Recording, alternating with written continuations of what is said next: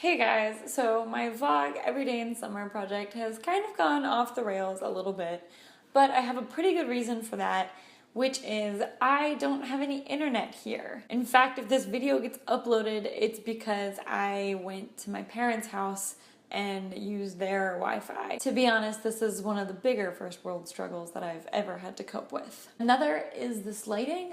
We have skylights in our apartment instead of just regular windows, and we don't have any nice warm lamps yet, so the lighting is just gonna be a little wonky. What you gonna do, I guess. Anyways, speaking of internet, I have a fun little story to tell you with maybe a kind of moral dilemma attached. Good stuff. So earlier this week, we actually had a guy come in from an internet company to sort of poke around and try to install stuff. Spoiler alert, it didn't work. So he was in my apartment for 5 hours one day, and I was the only one here with him because my roommate was at work. So he was a nice guy, we chatted. He was here for a long time, so it would have been awkward if I just didn't say anything to him while he was 10 feet away from me. All the small talk was fine, and as is my nature, when there is that sort of small talk situation with someone I don't really know, I don't usually say a lot about myself, but I ask them questions and I kind of let them do the talking. And he was perfectly willing to tell me things about his life. For example, I found out that he was 30 years old. He used to be in the Marines. He's divorced with 2 small children and lives about an hour away. So the end of the day comes and we still don't have internet and he's not really sure what else he can do at that point, so he leaves. So a little while later he texts me and is like, thank you again for all your patience, so sorry we weren't able to get the thing set up, blah blah blah. It was professional, I didn't think that it was weird, so I responded yeah, thank you very much, I hope it gets sorted out. Okay. Then the next message is more reassurances, and then oh, and it was great to talk to you. You were great to talk to. Something like that. So I responded, yeah, I hope everything gets sorted out. It was nice talking to you. And I don't know why I didn't see this next message coming. Maybe it's because he has 2 kids and I was like, oh, he's not going to be hitting on recent college graduates. That'd be weird.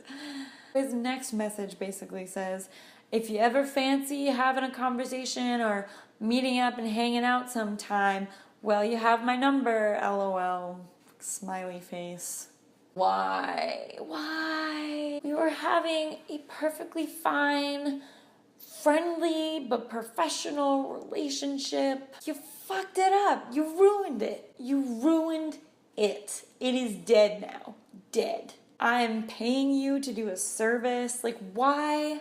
Why would you do that? So that made me uncomfortable, and I thought a long time about what I should do, and one of my friends said that I should just straight up report him because that is unacceptable behavior. And I decided not to do that. If the situation had been more extreme and I felt more creeped out, I probably would have reported him, but I'm not sure if something like this is worth him potentially getting fired over. I didn't feel creeped out until that last text message, and to be honest, after hearing about his family and his life situation, I would feel bad if I got him fired. And then I almost didn't respond at all, but clearly he didn't really think that that was out of bounds or out of line to say something like that, even though I definitely felt that it was. I felt this weird sort of responsibility to future girls he might professionally interact with to draw the line very clearly for him and say this is not okay, you can't just say stuff like that. So I just texted him and said, I think we should keep this professional. And hopefully that got the message across. The real question that's kind of been going through my mind is whether or not I should have taken into consideration his family and his circumstance when making my decision not to report him. Should I just have acted on my own discomfort and reported him so that other people could deal with it? Or did I do the right and courteous thing by considering the fact that he's a single parent with 2 kids and I didn't want to get him fired?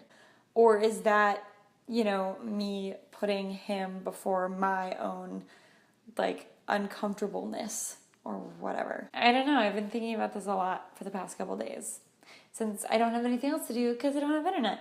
Bye!